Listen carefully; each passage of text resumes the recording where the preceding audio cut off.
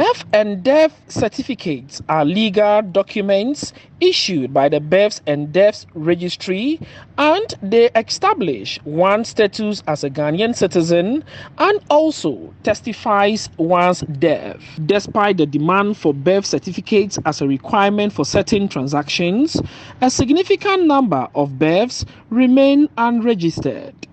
Parliament passed the Births and Deaths Registration Act 1027 of 2020, aimed at registering the backlog of all births in the country by decentralizing the registration machinery. According to the Upper East Regional Directorate, the region aimed at registering 37,738 births in 2020, but could only register 29,716 births and 306 deaths. According to the Directorate, this was due to the absence of adequate staff and critical logistics. In an attempt to address some of their challenges, government has provided 8 motorbikes to 8 municipal and district registration officers to enhance the execution of their duties. Speaking at the handing over ceremony of the bikes in Bogatanga, the Upper East Regional Registration Officer of Births and Deaths, John Yalmon, lauded government's intervention, but appealed to government for more logistics and personnel in order to effectively execute their mandate. The climatic situation even makes it difficult for officers to move. One, there are places where it is not accessible at all. They cross rivers, they cross streams. There are other areas which they are rocky areas. And when it is rainy season, my staff finds it difficult to reach to those communities. Every district or municipal have only one registration officer, and that is a challenge to cover an area. As we speak, we have 15 districts and municipals. And the staff strength as at now is not up to that. We are about 11, 12, if my memory serves me right. So left with the other 3 areas. Number 2, we also have registries, which are supposed to be manned by a qualified staff.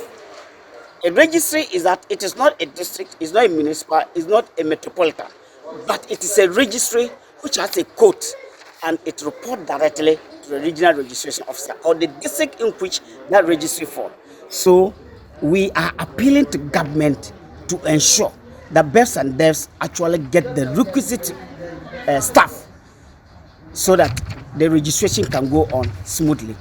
Some municipal and district registration officers who benefited from the motorbikes say the motorcycles will improve their productivity.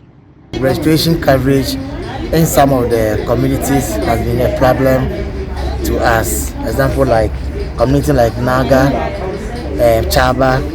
When you look at Yua, going there to do registration is a little bit difficult, and we were not able to cover a lot.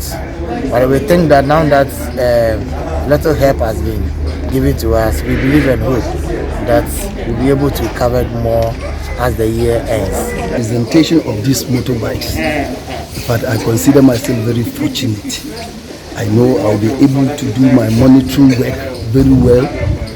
I'll be able to reach to the other communities, see to it that all infants that they give birth to them is registered. And the most important thing is about the death register. So with the death, with these new motors that have been given to us, I'll see to it that every community I have to go, and then see to it that every death that will be captured into the system. And actually, before this motorbike, we were being challenged as far as movement is concerned, because looking at some of the communities within our district, they are very far. And even route leading to those communities, they are not in good shape. And as a district registration officer, without motor or this cover motorbike, we can't go to that places. So we believe that upon receiving this strong motorbike, those areas will be able to read them, and then we can pick the restriction in those areas.